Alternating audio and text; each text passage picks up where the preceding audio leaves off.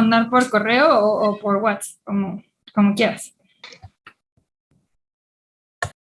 Va. Bueno, pues vamos a iniciar con la clase. Les voy a compartir mi pantalla. Aquí está la pizarra en blanco. ¿La ven todas y todos? Sí, profe. Perfecto. Sí, profe. Entonces, a ver, a lo que llegamos la clase pasada, o sea, lo que hicimos fue meter un gobierno en el modelo que cobraba impuestos progresivos y que al mismo tiempo hacía transferencias de suma fija. Entonces, básicamente el tema fue que agregamos en la restricción presupuestaria de los agentes, tenían el ingreso laboral, la parte del ingreso no laboral, aquí, bueno, hay una teta, y metimos unas transferencias y quitamos unos impuestos, donde los impuestos estaban en función de todos los ingresos, es decir, del ingreso laboral y del ingreso no laboral.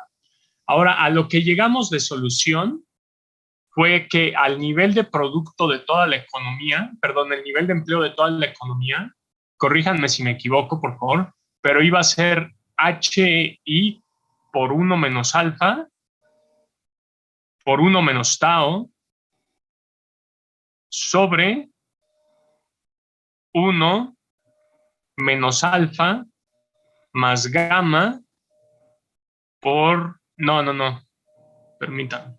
Es 1 menos alfa por 1 menos tau más gamma. ¿Cierto? Esta es la expresión, ¿no? ¿Sí? Sí, ¿O la profe. tienen diferente? ¿Sí? Perfecto. Venga.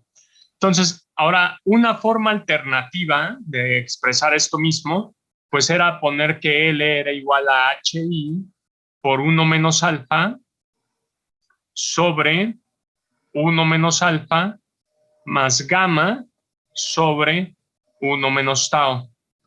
Y esta forma alternativa pues era un poquito más bonita porque te dejaba ver rápidamente el efecto de tau sobre el empleo, ¿no? O sea, si yo incrementaba tau aquí, pues como está restando, lo que sucede es que hago el denominador de este segundo cociente más chiquito y por lo tanto todo el cociente grande, digamos con la gamma, se hace más grande. Eso significa que todo el denominador de la expresión se está haciendo más grande y por lo tanto todo el cociente se está haciendo más pequeño. Eso significa que cuando subo la tau, pues en realidad estoy haciendo caer toda la L. Entonces decíamos, bueno, pues si cobro más impuestos, baja el nivel de empleo de la economía, lo cual hacía un poco de sentido porque la tau era la tasa marginal, ¿no? Y la tasa marginal significa como el límite de lo que vas a pagar cuando tienes ingresos. Entonces, si ese límite empieza a crecer y crecer más, te va generando menos incentivos para emplear. Entonces va generando que el desempleo de toda la economía cae. Entonces nota que esto de la tau, si yo le incremento, bueno, a ver, claramente como este es el nivel de empleo de la economía, entonces podemos ver rápidamente cuál sería el nivel de producto, ¿no? La producción sería a veces ese nivel de empleo. O sea, sería HI por 1 menos alfa sobre 1 menos alfa más gamma sobre 1 menos tau. Todo esto elevado a la 1 menos alfa, ¿no? Y ahora en equilibrio, pues esto tiene que ser exactamente igual al consumo. Y los beneficios, pues serían alfa veces todo lo que está arriba, ¿no? La A por HI por 1 menos alfa sobre 1 menos alfa más gamma sobre 1 menos tau a la 1 menos alfa. Profesor, lo era Listo. H, ¿no? ¿Dónde? Es que tengo anotado que solo era H, pero eran agentes representativos, no Sin clones. la I, eso es lo que tenía de duda. Ajá. ¿No va esta I grande? Creo que no, bueno, yo no lo anoté así, no sé si mis No, compañeros. yo tampoco lo tengo. Excelente, excelente. Entonces sí es un error mío. Bien, la voy a borrar, ¿eh? Entonces sin la I. Perfecto, muchas gracias. Entonces, sin la I. Así quedarían. ¿Están de acuerdo? Entonces, a ver, por ejemplo, si yo incremento la tau, ¿qué pasa? O sea, cuando hago subir la tasa marginal de impuestos, ¿qué sucede con el consumo de la economía?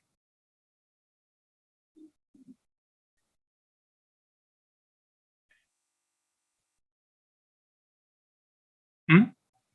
El consumo de la economía, al igual que el producto, cae. Excelente, cae el consumo. Ahora, ¿qué pasa con el nivel de empleo? ¿Qué habíamos dicho que sucedía? Cae, ¿no? ¿Qué pasa con el ocio entonces? Aumentado.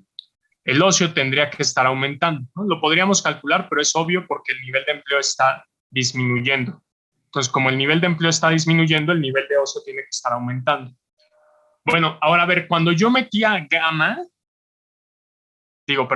omega, incrementado omega, decíamos que en equilibrio parcial es cuando encontrábamos solamente la oferta de trabajo, ¿no? Y acá nos daba algo como H sobre 1 más gamma, menos gamma sobre 1 más gamma, por, pues creo que eran los beneficios sobre los salarios, más omega veces los salarios por 1 menos tau, ¿no? Creo que así se veía, ¿no? Más o menos. Pero el punto fundamental es que la omega entraba restando, ¿no? De forma que si yo incrementaba el omega, que son las transferencias, entonces debo de suponer que el consumo agregado o el consumo de las familias debería estar aumentando, ¿cierto? El consumo de las familias debería estar aumentando porque en la restricción presupuestaria yo tendría que el consumo sería igual a WL más los beneficios más las transferencias menos los impuestos. Entonces, al incrementar las transferencias, el consumo tendría que estar aumentando con el trabajo que estaría pasando. O sea, en esta perspectiva, digamos, de equilibrio parcial. Tendría que estar también disminuyendo, ¿no? Y por lo tanto, el ocio, ¿qué le estaría pasando? Aumentaría. Aumentaría. Perfecto. Bien. A ver, entre estos dos efectos, el que está aquí arriba y el que está aquí abajo, ¿qué pueden ver de diferencia?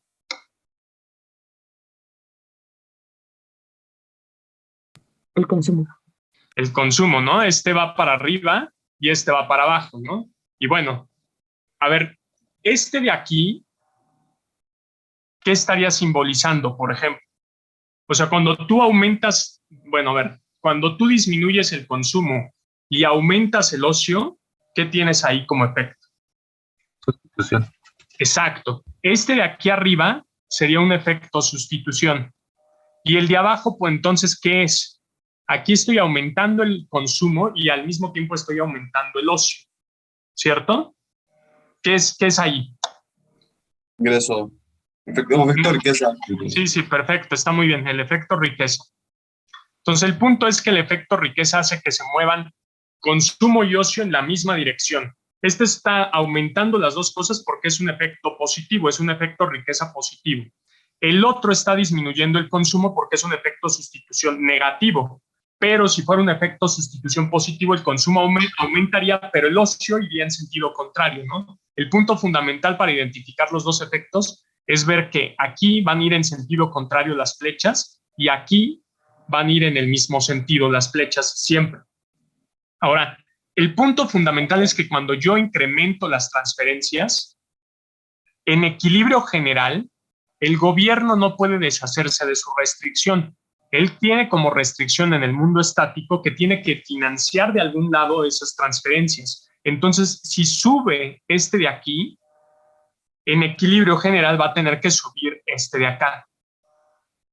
Ahora, cuando nosotros vemos el empleo agregado, aquí no vemos ningún efecto de la omega, ¿cierto? No parece que la omega esté afectando en ningún momento el nivel de empleo. Eso significa que el incremento que está acá tiene que compensar por completo el efecto riqueza que se está generando por parte de omega. Entonces, cuando yo incremento la T, fíjate, la T no la tau. Cuando incremento la T, lo que debe de estar pasando es que caiga el consumo, al mismo tiempo aumente el empleo y en consecuencia disminuya el ocio, para que este aumento de la T neutralice por completo lo que está pasando con el omega y por lo tanto yo aquí no veo ningún efecto, porque en equilibrio general lo que está pasando es que cuando incrementé el omega y generé un efecto riqueza positivo, lo que está pasando es que en automático se está generando un segundo efecto riqueza negativo. Pero fíjate entonces, la tau es que es la tasa marginal, es un efecto sustitución. La T no es la tasa marginal, es la tasa promedio que pagas de impuestos. Y la tasa promedio no genera efecto sustitución, sino que genera un efecto riqueza. Ahora tú te estarás preguntando, bueno, ¿y cómo puedo generar un incremento de la tasa promedio sin modificar la tasa marginal, ¿no? Excelente pregunta. Bueno, a ver, te acordarás que habíamos visto que una persona, por ejemplo, podía ganar, no sé, creo que dijimos, sí, 18,000 pesos, ¿no? Que podía ganar 18,000 pesos punto al mes y que el gobierno podía cobrar impuestos a partir de los 10,000 pesos, ¿no? Y podía cobrar una tasa marginal del 25%. Entonces, sobre esto, si a esta persona que gana 18,000 pesos y el gobierno cobra arriba de 10,000, se le cobra una tasa marginal del 25%, esta persona, habíamos dicho, estaría pagando 2,000 pesos de impuestos.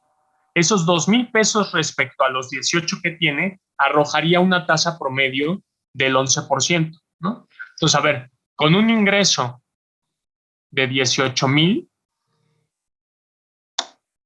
habría una tasa marginal del 25% y una tasa promedio del 11%. ¿Estamos?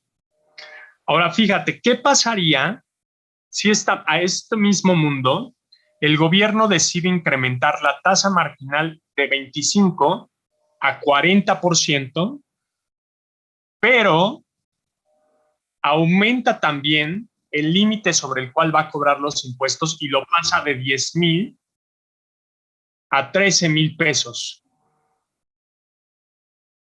Entonces, ¿cuánto estaría pagando de impuestos ahora esta persona? Estaría pagando el excedente, ¿no? Ahora sería, digamos, los 18,000 menos los 13,000. Esto por 0.4. ¿Cuánto les da esta operación?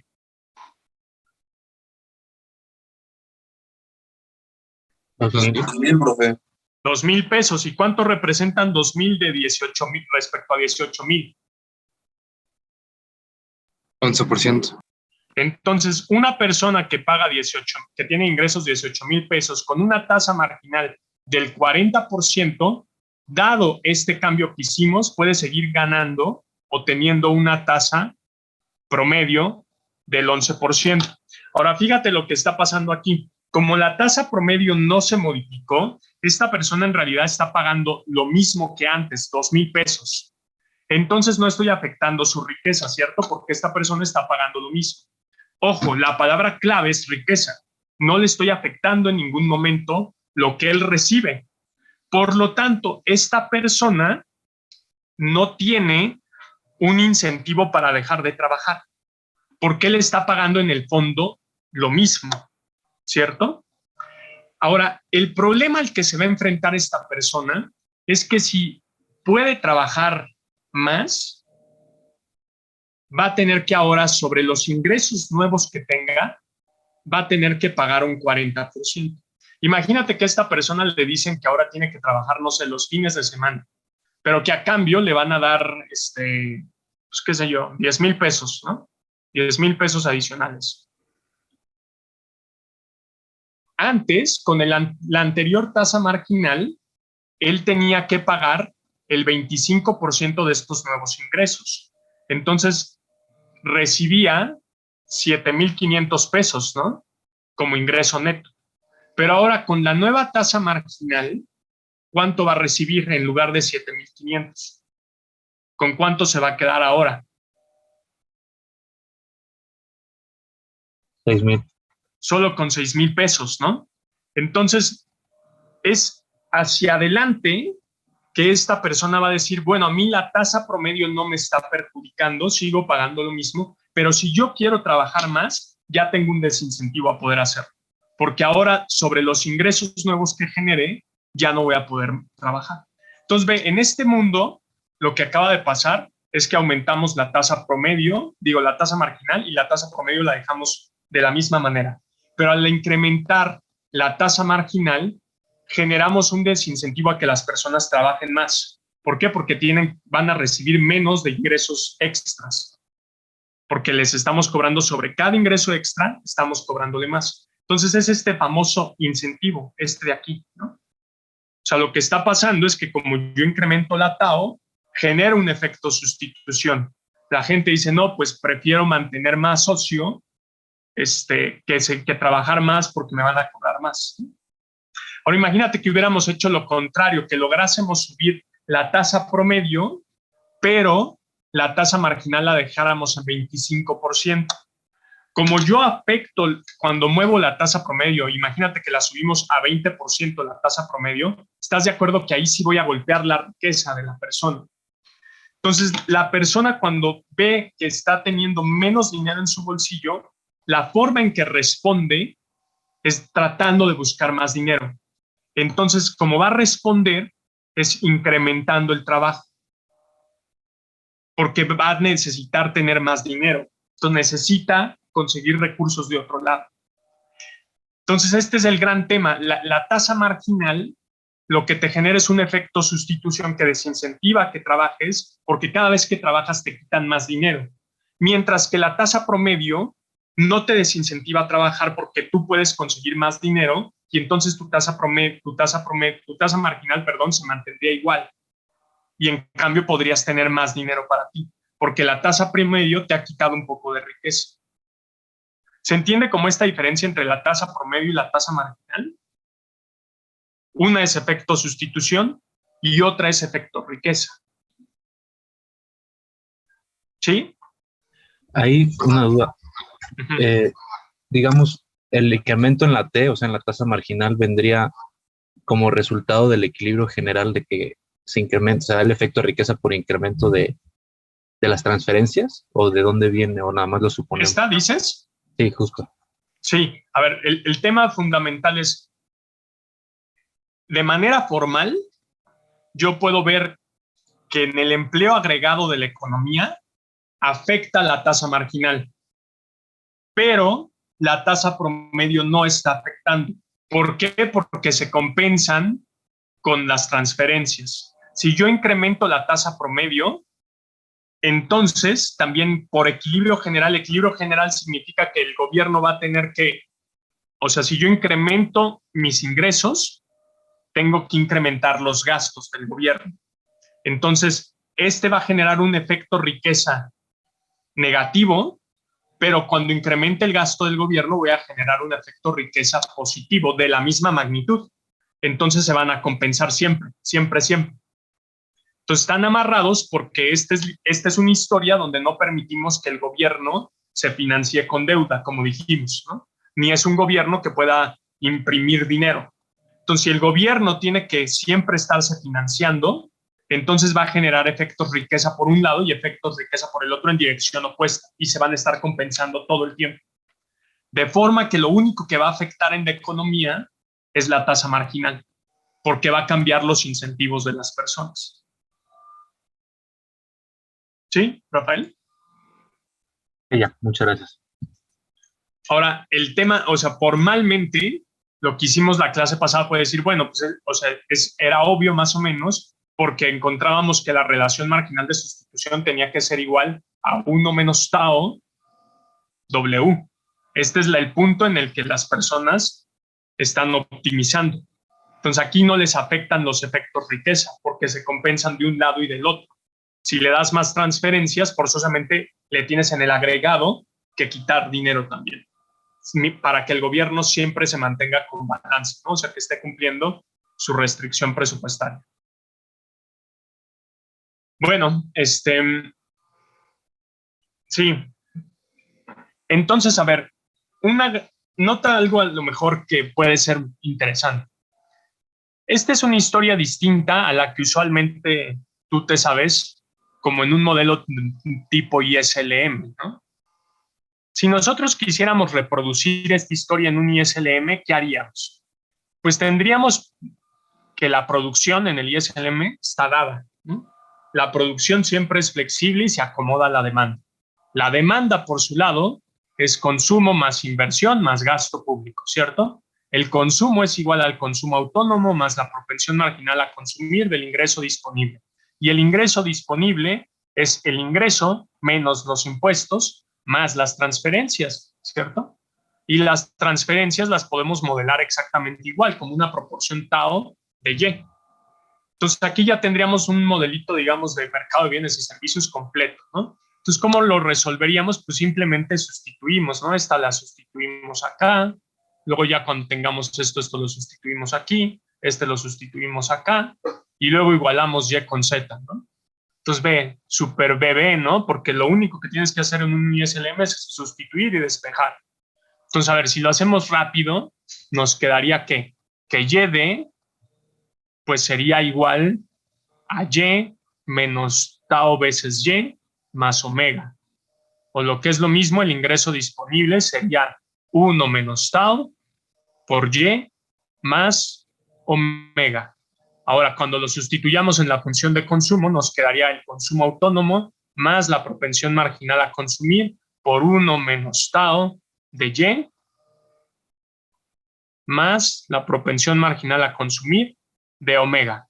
Y luego eso lo sustituimos en la demanda y nos quedaría que Z es igual a C0 más C1, 1 menos tau de Y, más C1 de omega, más I, que es una variable exógena, más G, que es otra variable exógena, y luego lo equilibramos con Y y vamos a tener Y de ambos lados, vamos a despejar y te da el famoso multiplicador, ¿no? O sea, que tendría que ser algo como que Y es igual a 1 sobre 1 menos, y aquí va a estar 1 menos tau por C1, y del otro lado te van a quedar todas las variables exógenas, ¿no? Que va a ser C0 más C1 de omega, más I, más G, ¿no? Pues eso es lo básico del ISLM, que seguro te lo sabes ya de memoria. Ahora, a ver, conceptualmente, ¿qué sucede en este mundo si yo incremento las transferencias? ¿Cuál es la historia aquí? Si yo incremento las transferencias, ¿qué pasa? Va a haber un aumento en el producto. ¿Por qué? Pero cuéntame toda la historia. Ok, Si un aumento en ¿Ah? un aumento en las transferencias va a generar un aumento en el producto. El aumento en el producto, a su vez, va a generar un aumento en el consumo. Pero a ver, aguanta. ¿Por qué incrementaría el producto? Ok, incrementaré el producto porque las transferencias dependen positivamente. A ver, pero ¿en qué momento tú estás viendo esta ecuación, ¿no? Sí. Pero a ver, cuéntame toda la historia viendo la forma estructural. Okay. Esta es la forma reducida, ¿no? La que ya resolvió el modelo. Esta sería la forma estructural. Es la que te cuenta la historia, ¿no? ¿Qué harían las transferencias? Aumentarían el ingreso disponible. Perfecto. ¿Y luego? El aumento en el ingreso disponible generaría un aumento en el consumo. Excelente. ¿Y luego? El aumento en el consumo generaría un aumento en Z. ¿Qué es la demanda? Exacto. Y el aumento en la demanda generaría un aumento en los impuestos recaudados por el gobierno. No, a ver, ahí te falta un pedazo, ¿no? Z, ¿qué hace? A ver, tú incrementas la demanda y ¿qué sucede en un modelo ISL?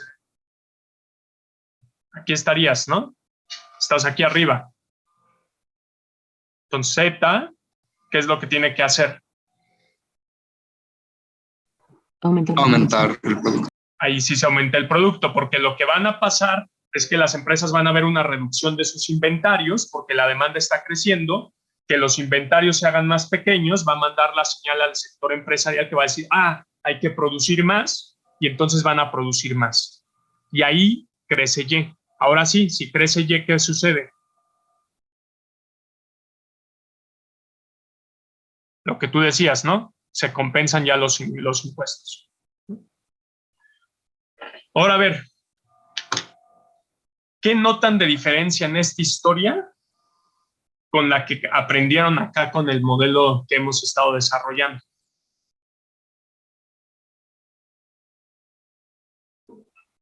¿Cuál es la diferencia? ¿O es la misma historia? El resultado en el producto, ¿no? Ajá, muy bien. ¿Y cuál dirías que es la diferencia? ¿Por qué un modelo te dice una cosa y otro otra?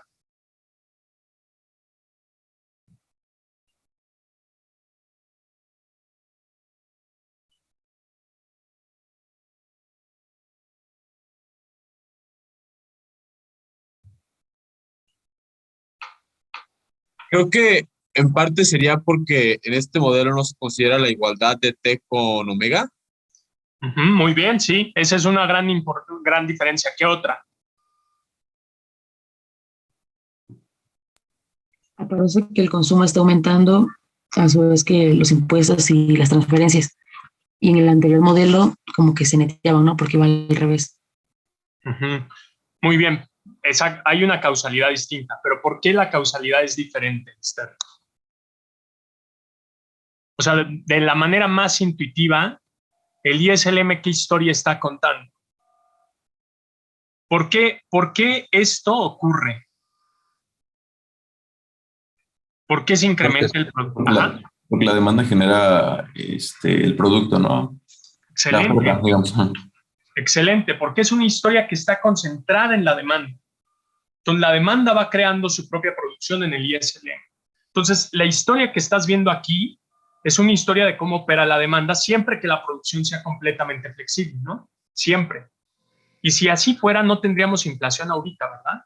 Porque las personas dirían que los inventarios se han reducido y dirían, produzcamos más, ¿cuál es el problema? Y entonces se adaptaría a la producción.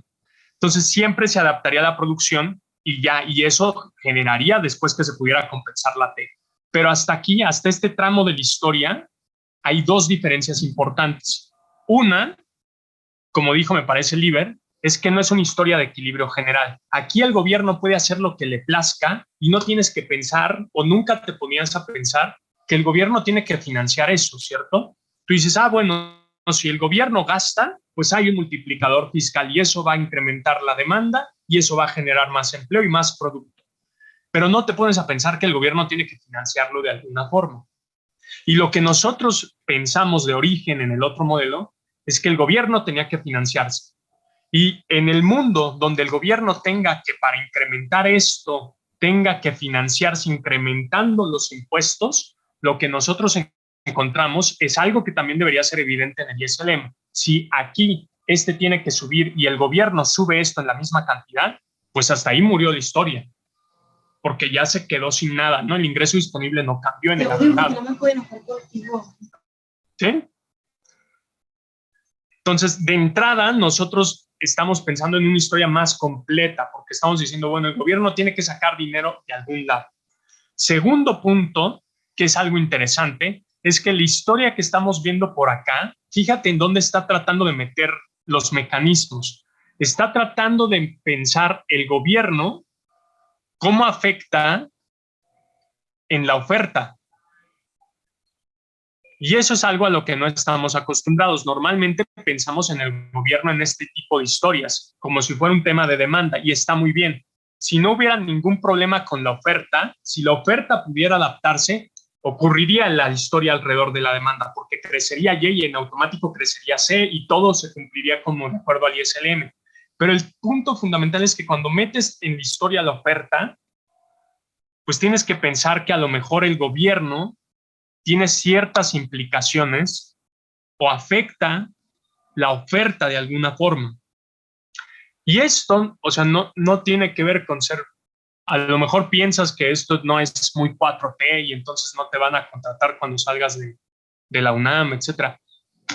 Pero a ver, si yo les preguntara a ustedes que ya están por egresar, ¿ustedes creen que cuando el gobierno, como hemos visto ahorita en el modelo, que a lo mejor está mal, cambia de alguna forma los estímulos fiscales, se cambia la oferta de alguna forma? Es decir, la gente cambia sus decisiones de empleo, deciden no trabajar, o creen que ocurre ese mecanismo o no, y están satisfechos más bien con una historia de demanda. ¿Ustedes qué opinan?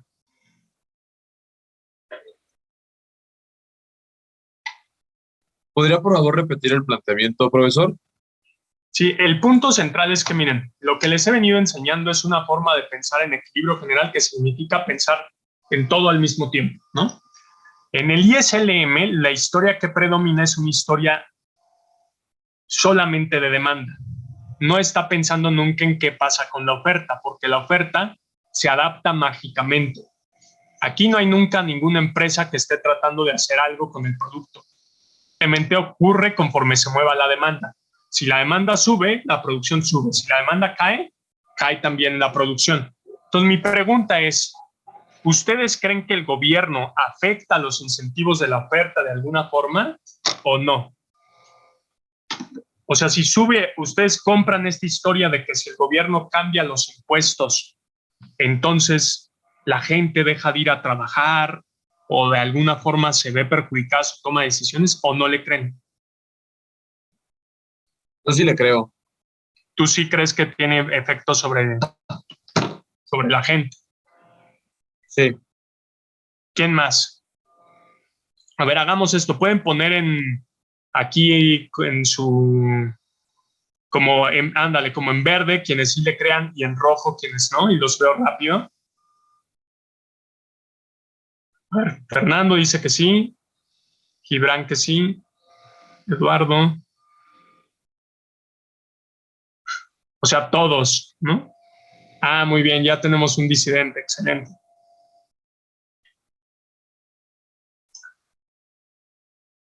A ver, Santiago Torres, tú que estás solito contra el mundo, ¿por qué no le crees a esta historia? A ver, dime. O sea, yo creo que esos incentivos o desincentivos sí afectan a un cierto número de personas, pero yo creo que no puede afectar a todos, ¿no? Porque pues al final de cuentas las personas necesitan comer, necesitan vivir, entonces si aumenta la tasa impositiva y pues yo tengo lo mínimo, pues ni modo que diga, voy a preferir ocio que comer, ¿no? Necesito vivir. Entonces yo creo que esto aplica para un número de personas en específico, no para todos. Muy bien, muy bien. O sea, tú dirías que puede ser a nivel individual, pero en el agregado no ocurriría, ¿no? Ajá, sí. Muy bien. Y los demás están en que sí. A ver, ¿quién defiende la otra posición? A ver, tú, Noé, Fabricio, Ponce. ¿Por qué crees que sí?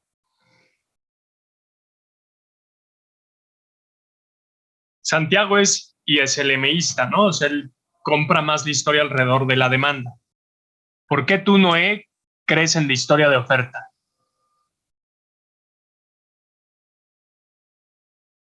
¿Estás ahí, Noé?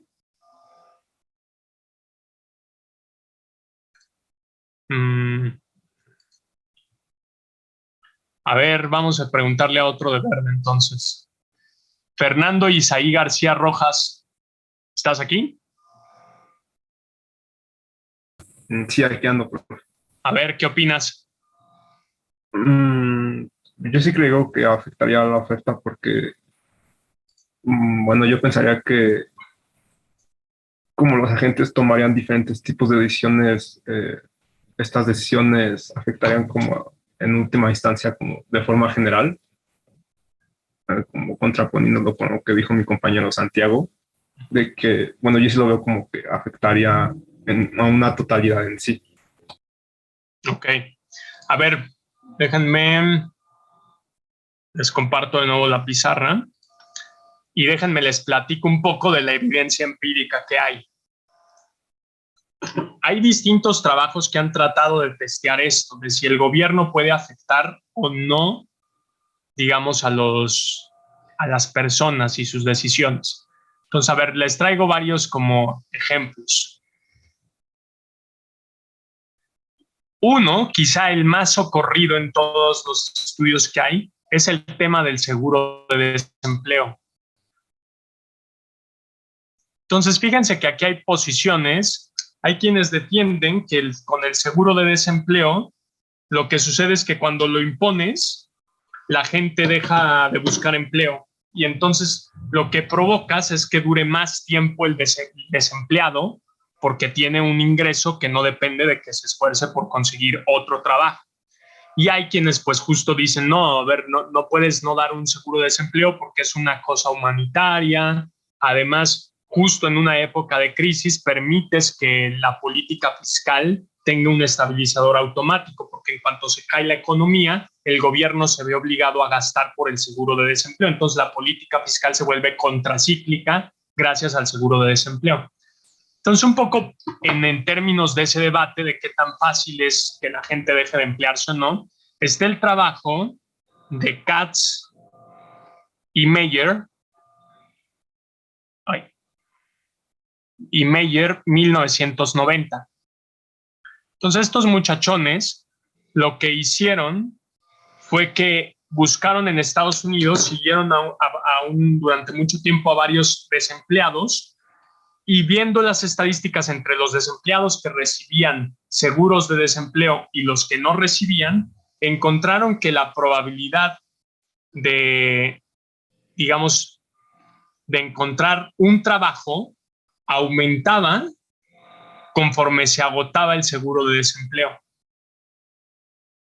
Y de hecho encontraron que esta probabilidad se duplicaba cuando no había un seguro de desempleo. Ahora, las razones por las que dicen que esto ocurre es porque cuando no hay un seguro de desempleo, entonces la gente pues se esfuerza más por encontrar trabajo, porque claramente están más desesperados. Y la otra es que por esa misma desesperación pues aceptas un empleo que en otras circunstancias no aceptarías. Llámese que aceptes un salario más bajo o que aceptes un empleo en alguna actividad de la que a lo mejor en primera instancia no te emplearías. Entonces, el seguro de desempleo cambia los incentivos de la gente a emplearse y te hace más lento. Otro trabajo está se llama, déjenlo pongo en verde, se llama Woodbury y Speakman. Y este es de 1987. Estos autores lo que hicieron fue que fueron a Illinois, Estados Unidos, en 1985, o sea, 2 años antes de publicar, e hicieron un experimento. Entonces, por loco que suene, agarraron a un conjunto de desempleados, de personas que estaban desempleadas en Illinois, y lo partieron en 2 de manera aleatoria, ¿no? O sea, totalmente random. Y a un grupo le ofrecieron $500 durante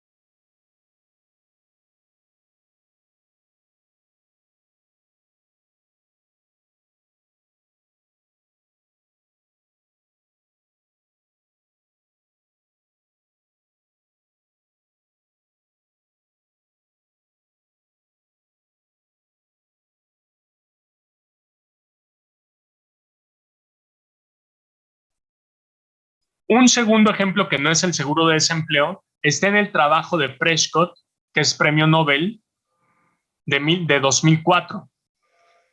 Entonces, Prescott lo que observó fue que trató de comparar a un grupo de economías del G7, o sea, que está Estados Unidos, Reino Unido, Alemania, Italia, Canadá. ¿Y quién es el que me falta? Estados Unidos, Francia. Francia, exacto. Y Francia. Entonces, comparar estos tres países en dos periodos de tiempo. Una alrededor de los años 70 y después en otras alrededor de los años 90.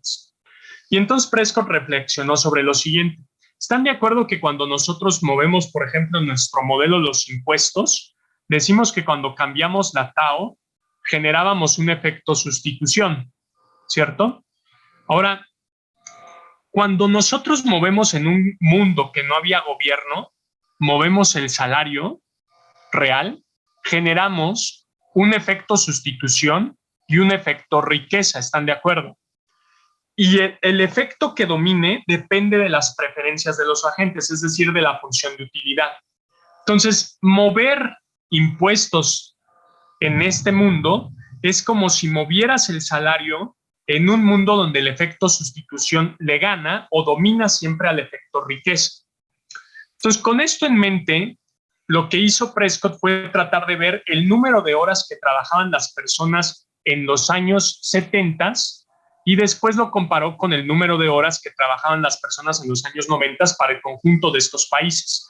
Y encontró que en los 70 casi todos los países trabajaban más o menos lo mismo, el mismo número de horas. Pero en los 90 resultó que Estados Unidos tenía un número de horas mucho mayor que al del resto de los países de Europa. Ahora, ¿por qué creen que esto estaba pasando? ¿Por qué para los 90 en Estados Unidos se trabajaba muchísimo más tiempo que en Europa? ¿Qué se les ocurre?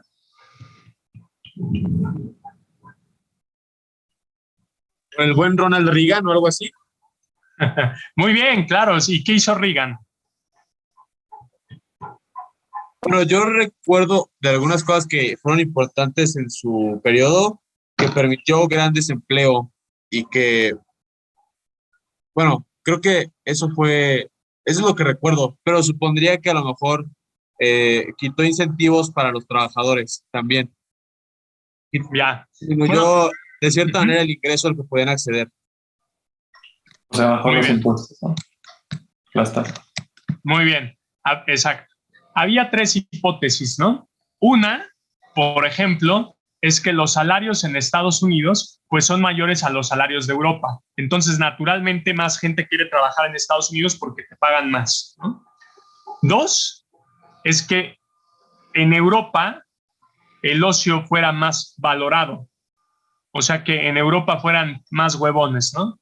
Bueno, digo huevones por decir, pero significa que en Europa valoran más la vida y no todo es hacerte millonario, etcétera. Entonces, esto significaría pues que la gente trabaje menos.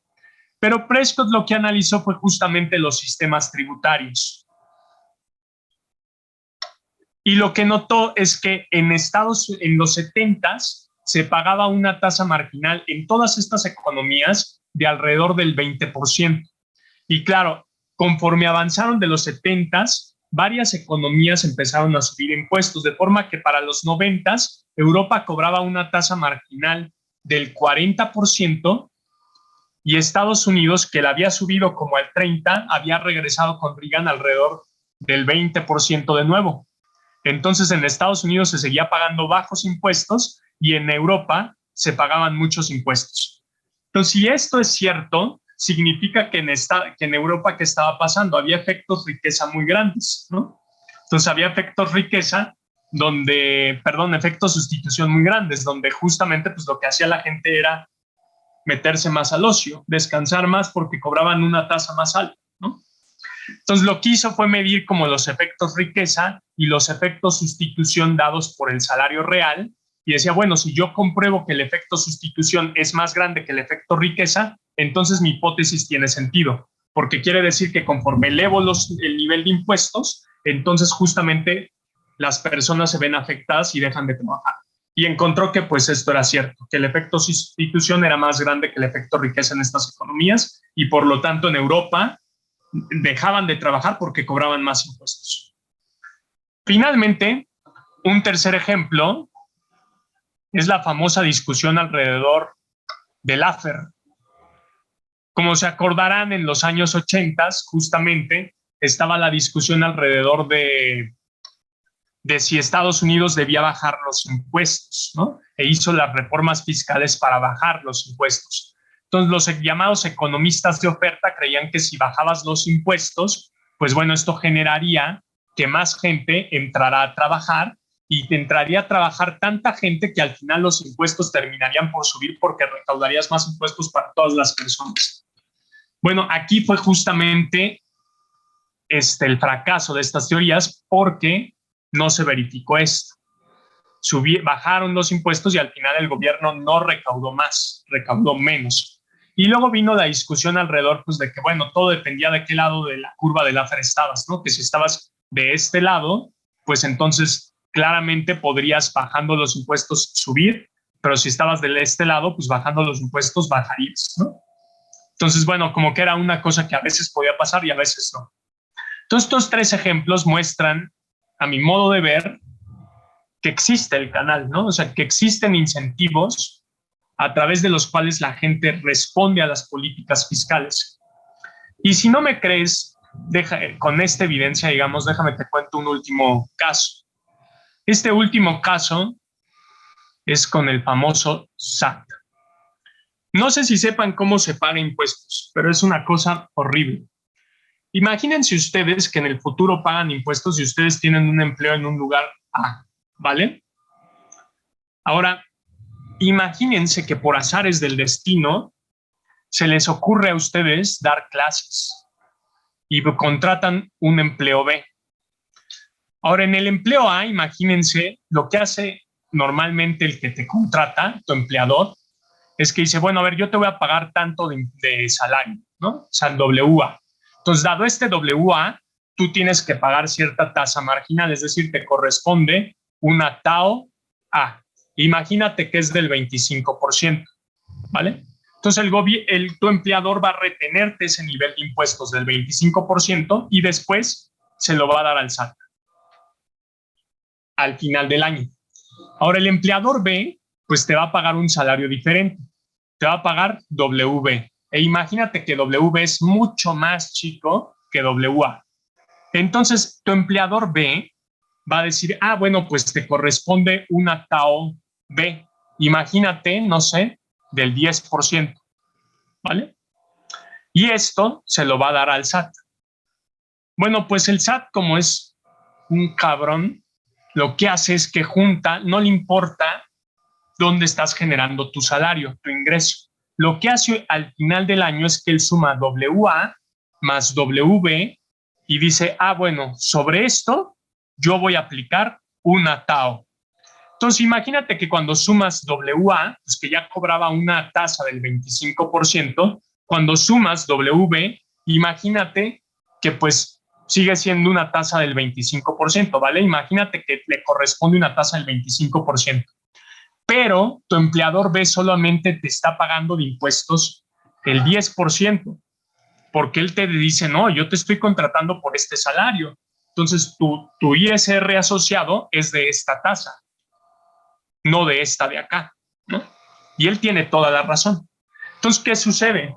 Que al final tú al SAT le debes dinero, que es la diferencia entre la tasa del TAO B y la tasa del TAO A. Entonces, le tienes que pagar al SAT de tu dinero 15% restante. ¿Se entiende eso? ¿Sí? Ahora imagínate que no te quedas con el 25%, sino que cuando sumas los dos salarios, ¡chin!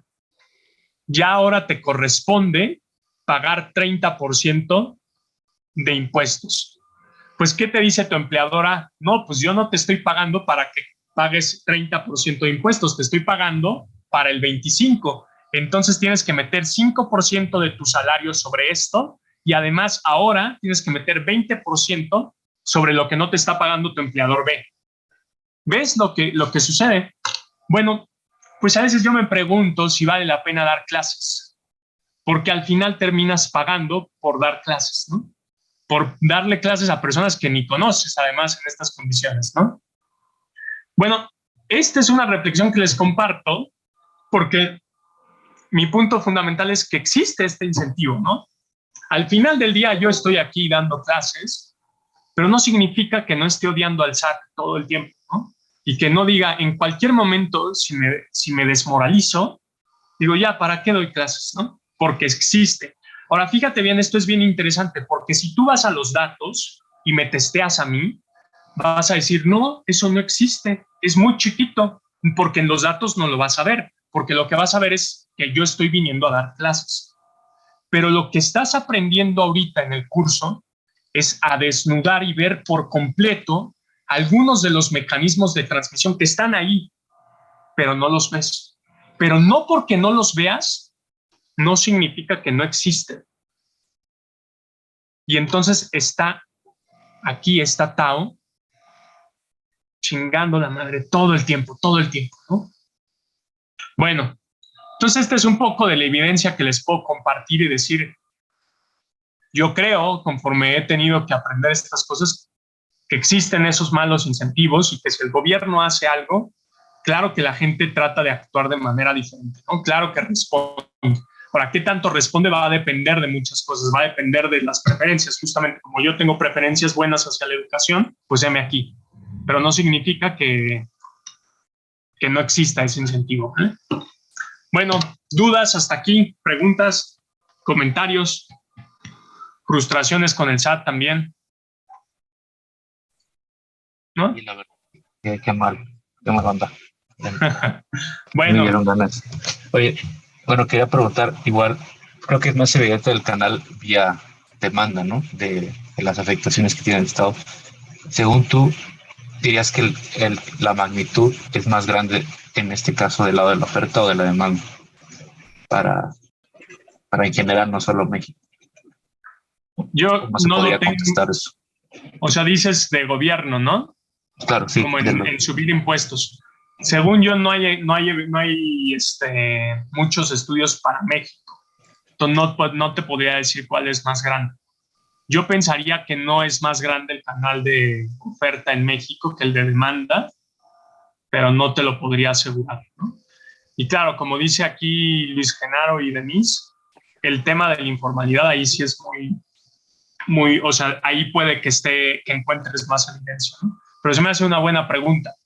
O sea, si es más fuerte uno o el otro canal, ¿no? Se me hace que es algo que se puede investigar. Sí. No, ¿qué? Bueno, permítanme tantito que este muchacho. Bájate. A ver, bueno, a ver, bueno, pues ya, con esto acabamos la parte de impuestos de progresivos. Nada más noten una cosa fácil de ver. El empleo, ¿están de acuerdo que lo que encontramos como equilibrio, que es H por 1 menos alfa sobre, que es 1 menos alfa más gamma sobre 1 menos tau?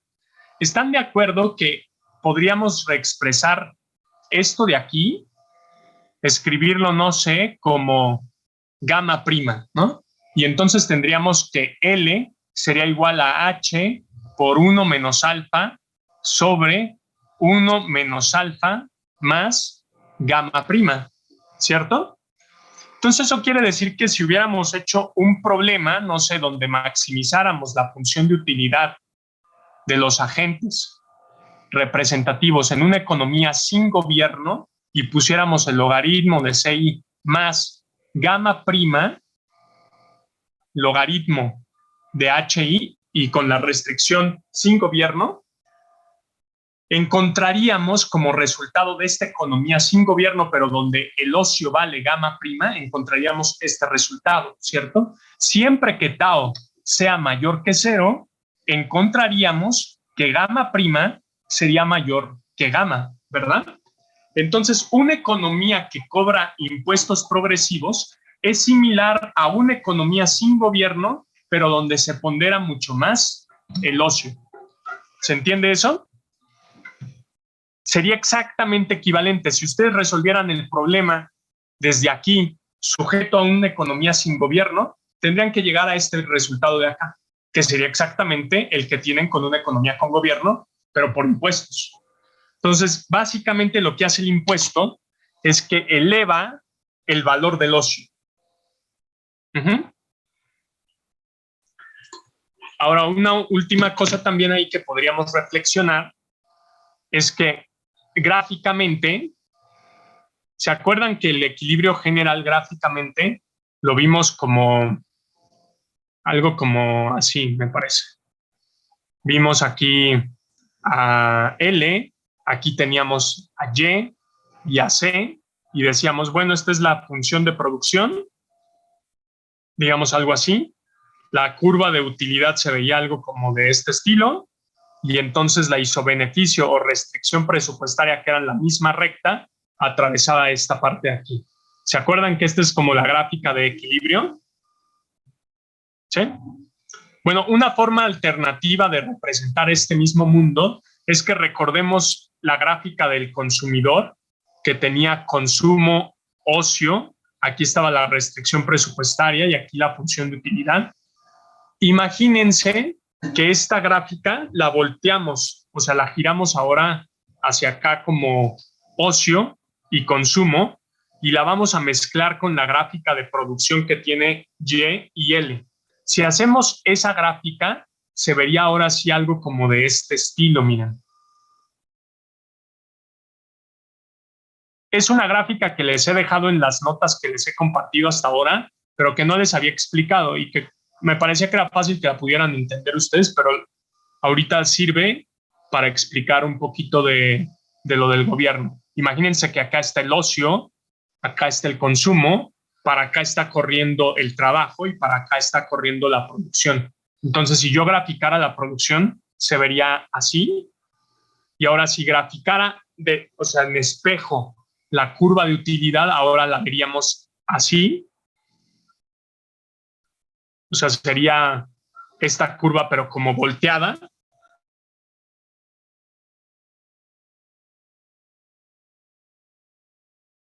Atravesando ambos mundos, ¿no? Imagínense que se están tocando, ¿no? La línea roja y la línea verde y la línea azul, ahí en ese punto, acá. Aquí, ¿no? Aquí imagínense que sí es tangencial, ¿no? Entonces, lo bonito a lo mejor de esta gráfica es que te dice de este lado el nivel de producción y de este otro lado te dice el nivel de consumo, y hasta aquí, digamos que de aquí a acá tienes el nivel de empleo y de aquí a acá tienes el nivel de ocio. Entonces, como que puedes ver todo al mismo tiempo. Pero es la misma, en esencia es lo mismo que esta gráfica de acá, nada más que esta gráfica no te dice en términos de ocio, ¿no? Te lo dice todo en términos de trabajo. Y esta otra representación, pues como que te dice todo al mismo tiempo.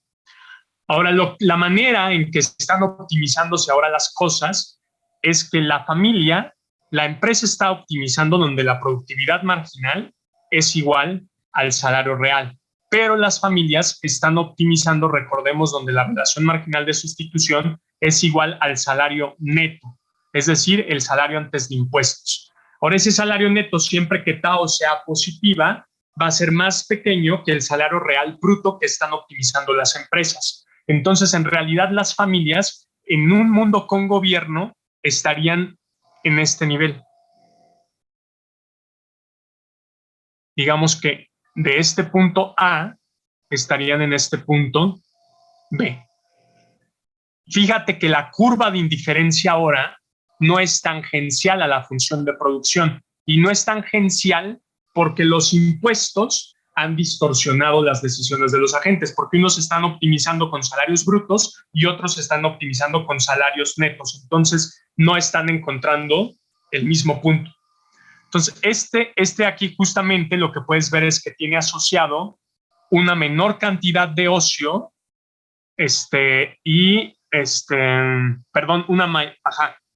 un menor nivel de producto y un menor nivel de consumo. Entonces, las familias, en realidad, como han caído la curva de utilidad, están peor, ¿no? O sea, perdieron bienestar respecto al punto, digamos, donde no había gobierno. ¿Sí? ¿Se entiende? Bueno, listo. Ahora, a ver, ¿qué otra cosa podemos pensar del gobierno y cómo se está financiando brevemente? Pues miren, muy fácil. Una sería el gobierno que meta impuestos de suma fija y transferencias de suma fija. ¿Ya? Entonces, a ver, ¿cómo modelaríamos esto? A las empresas no les pasaría nada, ¿no? Mismo problema de siempre. Con las familias, ¿cómo se vería este problema? A ver, ¿quién me lo dice rápidamente?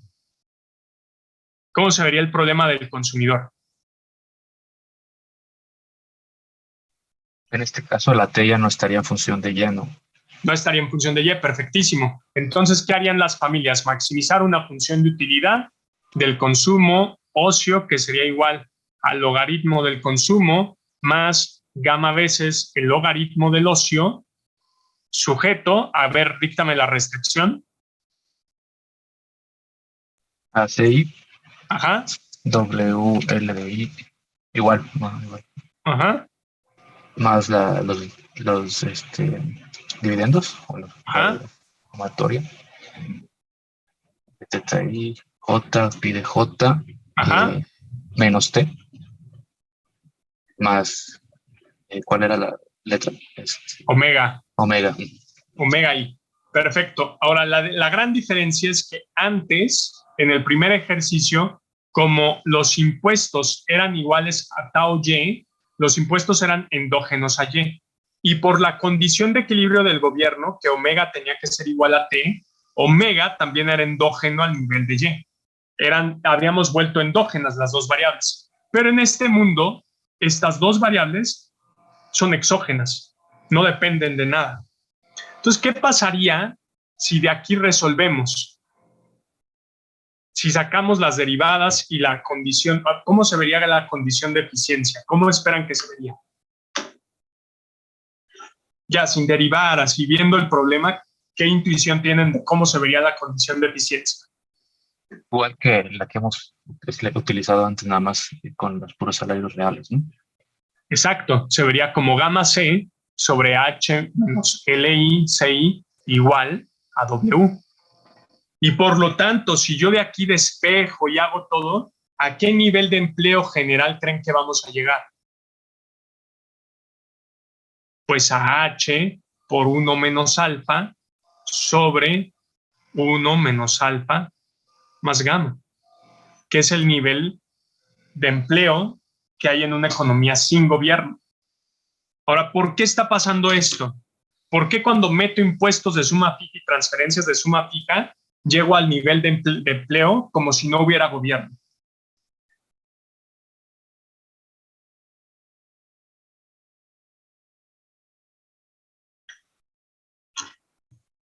¿Por qué?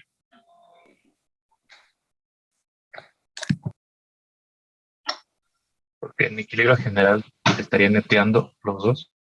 Sí, más allá de, o sea, sí, pero lo que estaría sucediendo es que, ve, si tú de aquí despejas y te quedas solo con la L, esto te va a conducir a una LI que va a ser igual a H sobre 1 más gamma sobre 1 más gamma por la sumatoria desde J igual a 1 hasta J, teta I de J, pi de J sobre W, y acá te va a quedar un más gamma I menos TI. Para cada familia iésima, esto puede ser distinto de cero, ¿cierto? Para cada familia iésima, porque el gobierno puede tener un balance distinto con cada familia. Pero en el momento en el que agregues, la oferta de trabajo total de la economía va a quedar como H sobre 1 más gamma sobre 1 más gamma, sumatoria, bueno, por sumatoria desde J igual a 1 hasta, bueno, ya estoy agregando, perdón, ya no va la sumatoria, más gamma por beneficio sobre salario más omega menos T. Y por la restricción de gobierno, que omega tiene que ser igual a T en el agregado, entonces esto va a desaparecer, se va a hacer cero. Y me va a quedar el mismo problema de optimización de siempre. Entonces sí, es por equilibrio general, pero es digamos, por la restricción del gobierno, ¿no? Por esto, porque van a ser exactamente iguales. Entonces, y como los impuestos de suma fija no alteraron la condición de eficiencia de los agentes, no hay ningún desincentivo a cambiar, porque acuérdate, esto es la tasa promedio. Entonces, si yo estoy en el agregado metiendo transferencias que generan efectos de riqueza positivos, por la restricción que tengo que subir impuestos, entonces tengo que subir impuestos que generan efectos de riqueza negativos y se compensan completamente. La distinción con el primer ejercicio es que si yo subo impuestos a través de la tasa marginal y no de la tasa promedio, entonces no genero un efecto riqueza, sino un efecto sustitución. Por eso termino alterando el nivel de empleo general. En cambio, cuando meto suma fija en los dos lados, los dos efectos riqueza se compensan. ¿Sí? ¿Dudas de este ejercicio? O sea, no lo derivé ni hice el álgebra, pero, o sea, tengo fe en que pueden entender que esto es cierto, ¿no? Y si no, o sea, hagan la derivada y van a ver que van a llegar a estos resultados. Pero está sencillo, es una derivada sencilla. ¿Sí? ¿Dudas? Veamos entonces el último tipo de impuestos, ¿vale? Impuestos al consumo. Ahora, a ver, fíjense bien, voy a hacer un pequeño paréntesis, una pequeña nota, que va a ser un atajo. ¿Se acuerdan del impuesto progresivo, no? La condición de eficiencia del impuesto progresivo era gamma CI sobre H menos LI, aquí, perdón, HI también, es igual a 1 menos tau de W, ¿cierto? Esta es la condición de eficiencia del problema de impuestos progresivos, ¿cierto? Ahora, a ver, fíjense. Usualmente los pasos que ustedes hacen es que plantean el problema. Una vez que plantean el problema, sacan condiciones de primer orden. Luego de las condiciones de primer orden obtienen la condición de eficiencia. De la condición de eficiencia encuentran el equilibrio parcial, ¿cierto? Que el equilibrio parcial es LI, LJ. Luego 5 igualan LI con LJ, que es imponer equilibrio. Y en el camino largo eso significa que encuentran los salarios y después con los salarios encuentran la L de óptima, ¿no? Y con la L encuentran Y y con la Y encuentran, ¿vale? Un atajo que yo les di es que en realidad desde aquí podían más o menos no llegar a encontrar el salario, sino que uniendo estos dos caminos, estos dos de aquí, podían igualar directamente LI con LJ desde la ecuación de equilibrio parcial, ¿cierto? Bueno, pues otro atajo que les voy a dar en estos momentos es que hagan eso desde aquí, desde la condición de eficiencia. Entonces, a ver, si yo en esto, que es la condición de eficiencia, agrego de una vez, si yo agrego, tendría que gamma por C sobre H menos LI es igual a 1 menos tau de W. Ahora, W en equilibrio, se acordarán que W es igual a ¿qué? A 1 menos alfa sobre Y L de J, ¿no?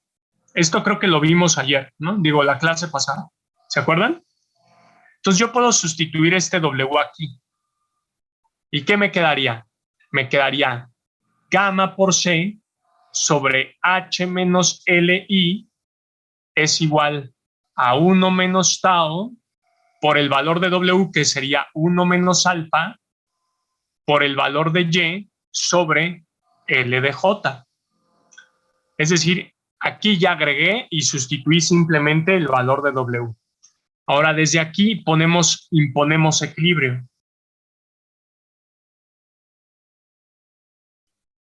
Y si imponemos equilibrio, entonces en equilibrio tiene que pasar que LI es igual a LJ, ¿verdad?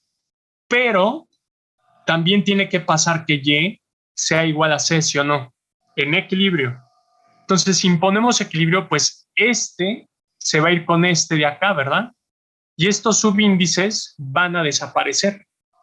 Y entonces me va a quedar gamma sobre H menos L es igual a 1 menos tau por 1 menos alfa sobre L. Y de aquí puedo despejar a L. Si hago eso, me quedará gamma veces L va a ser igual a 1 menos tau por 1 menos alfa por H menos L. Y de aquí tendría que despejar a L, ¿vale? Entonces, a ver, hagámoslo. Voy a despejar a L de esa. Gamma L sería igual y voy a ir haciendo producto por producto. Entonces me quedaría primero 1 menos alfa y luego voy a multiplicar la tau, me quedaría menos tau más alfa veces tau, todo multiplicado por H menos L, ¿cierto? Entonces gamma L sería igual a ¿qué? A H menos alfa H menos H veces tau más alfa tau H y ahora más L más alfa veces L más tau veces L menos alfa tau veces L. Y ahora pongamos todas las L's de un lado y todo lo demás del otro. ¿Qué tendría? Gamma por L menos L menos alfa veces L. ¿No está mal el signo de la L? ¿En dónde? ¿En dónde? En la penúltima ecuación, después de alfa por tau por H. ¿Aquí arriba? Ajá. Es menos L por 1, ¿no? Sí, toda la razón. Gracias. Aquí, esta, ¿no? Sería creo que menos L, ¿no? Sí, gracias. Entonces aquí va como más, ¿no? Y luego ya sí sería más alfa, ¿no? Exacto, más alfa L. Bien. Entonces pasa como menos alfa L, luego como menos tau L, luego como más alfa tau L, y esto, ¿a qué sería igual? A H menos alfa veces H.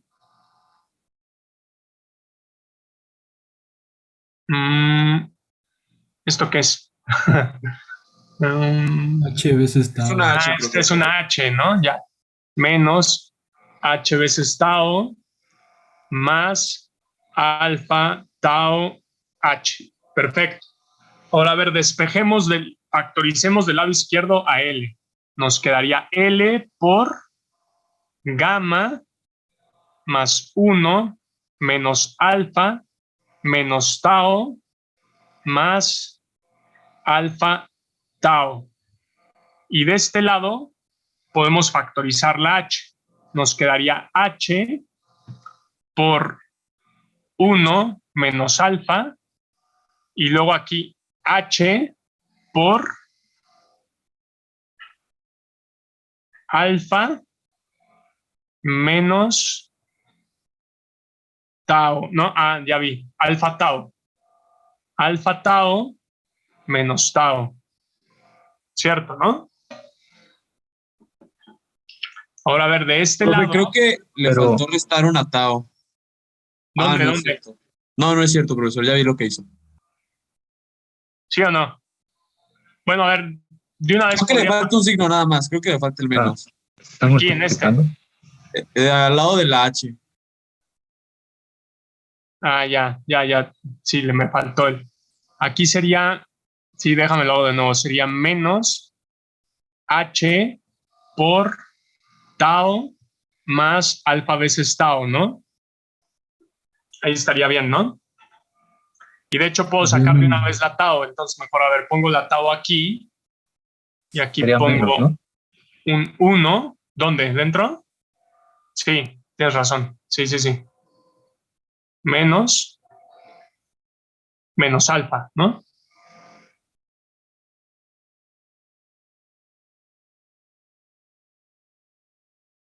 Menos alfa, ahí está. Excelente. Y ahora, a ver, de este lado, puedo agrupar con las alfas y las tau, ¿no? Me puede quedar aquí gamma y me quedaría más 1.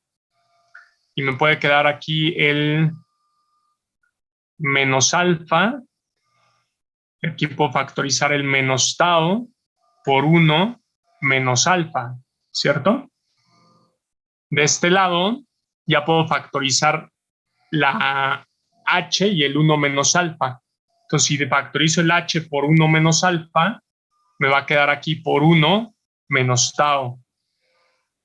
Y luego acá puedo volver a factorizar el 1 menos alfa y me quedaría gamma más 1 menos alfa por 1 menos tau, ¿cierto?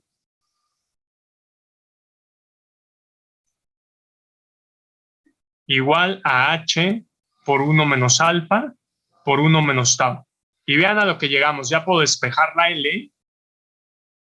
Y la L sería igual a que a h por 1 menos alfa por 1 menos tau sobre 1 menos alfa por 1 menos tau más gamma. ¿Cierto? Entonces es la misma solución a la que llegamos, pero con mucha menos álgebra, ¿verdad? O sea, pues simplemente agarramos la condición de eficiencia, desde ahí agregamos, y una vez que agregamos, impusimos el equilibrio directamente. Y al imponer el equilibrio, pues ya nomás nos quedó esta última álgebra tediosa, pero nos quedó completa.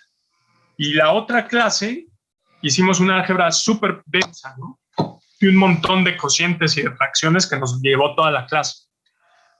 Vean este gran atajo, porque entonces, dicho eso, podemos plantear ahora el problema del consumo cuando cobras impuestos del consumo muy fácilmente. ¿Qué haría la familia? Maximizaría su función de utilidad, de consumo y ocio, que sería igual al logaritmo del consumo más gamma veces logaritmo de ocio, sujeto ¿a qué cosa? A que el consumo es igual a WLI más la sumatoria desde J igual a 1 hasta J, teta I de J, pi de J, más omega I menos TI. Pero ahora la restricción es que los impuestos van a ser tau veces CI. Entonces, y la otra restricción de siempre, LI más HI igual a HI grandota. Entonces, a ver, si sustituyo esta segunda restricción arriba, en esta T, están de acuerdo que me quedaría menos tau CI, ¿verdad? Ahora, yo puedo mandar esta menos tau CI del otro lado porque el consumo está del lado izquierdo. Entonces, si hago eso y factorizo, sí o no, lo que me quedaría sería que este elemento sería de aquí y entonces en esta C me quedaría 1 más tau veces CI. ¿Sí o no? Y esa sería la restricción cuando entonces estamos cobrando impuestos al consumo. Ahora, claramente los impuestos están afectando en lugar de al ingreso, al consumo. Entonces, el lagrangiano, ¿cómo se vería? Como el logaritmo del consumo más gamma veces el logaritmo del ocio, ¿cuál sujeto? Más lambda veces WLI más sumatoria desde J igual a 1 hasta J, teta I de J, pi de J, menos 1 más tau, el consumo. Ah, me comí la omega, ¿no? Pongámosla aquí, más omega. Ahí está, ¿no? Ahora, condiciones de primer orden, fácilmente. La derivada del lagrangiano respecto al consumo, ¿cuál sería? A ver, ¿quién me la dice? Está fácil.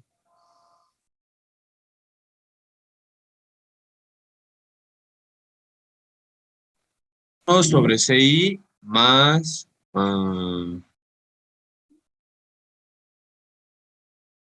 Sería ¿cómo se llama? Lambda. Menos lambda por 1 más tau. Excelente, por 1 más tau. Y esto igual a 0. Y ahora la del trabajo sería la misma que siempre hemos hecho antes. Menos gamma sobre HI menos LI. Y acá tendríamos más lambda veces W igual con 0. Y la última nos devolvería la restricción, ¿no? WLI más la sumatoria desde J igual a 1 hasta J, teta I de J, pi de J, menos, bueno, voy a poner aquí el omega, más omega I, menos 1 más tau C de I. Y esto es igual a 0. Ahora, de esta, tendríamos que lambda sería igual a 1 sobre CI. 1 sobre CI por 1 más tau. Y de acá tendríamos que lambda sería igual a gamma sobre W por HI menos LI, ¿cierto?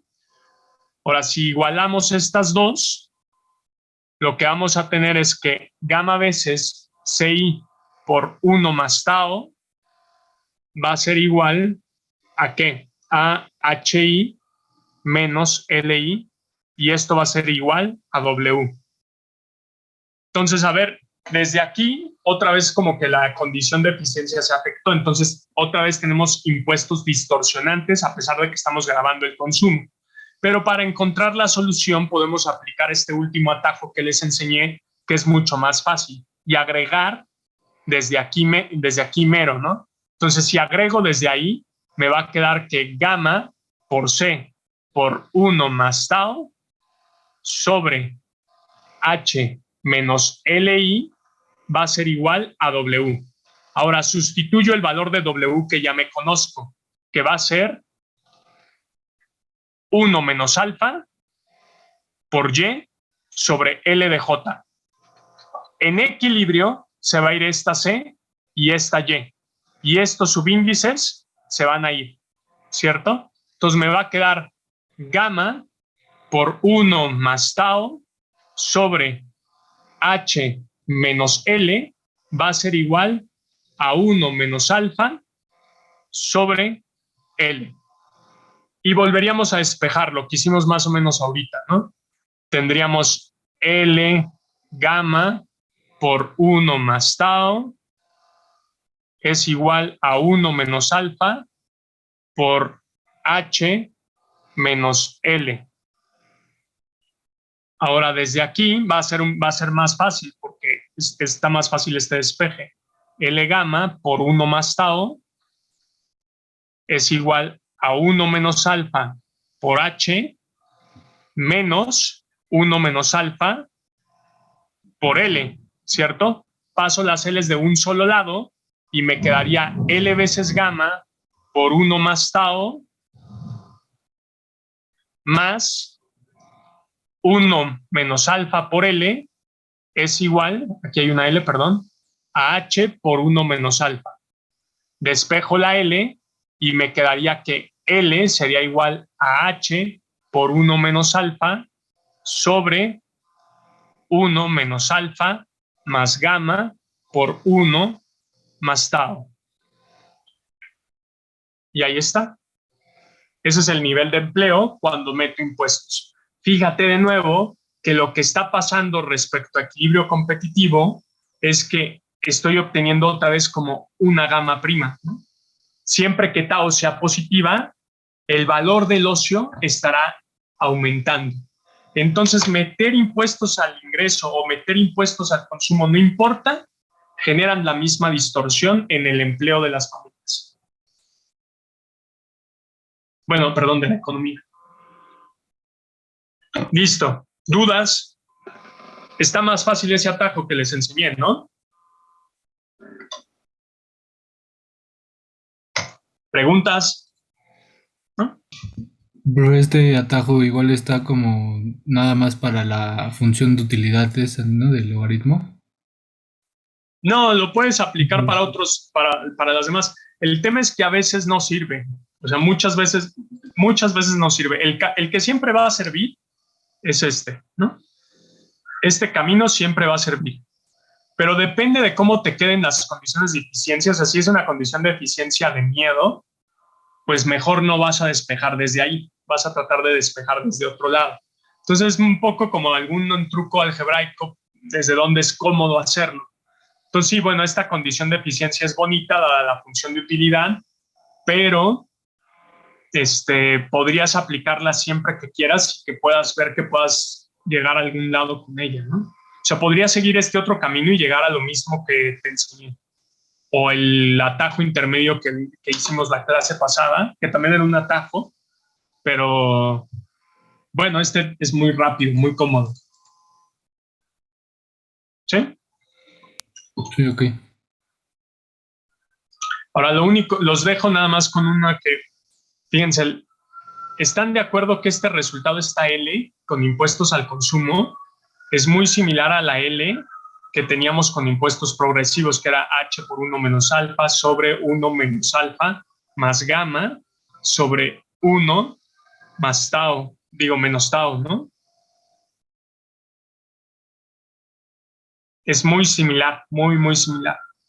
La única diferencia es que el 1 más tau está multiplicando la gamma y en la otra está dividiendo 1 menos tau.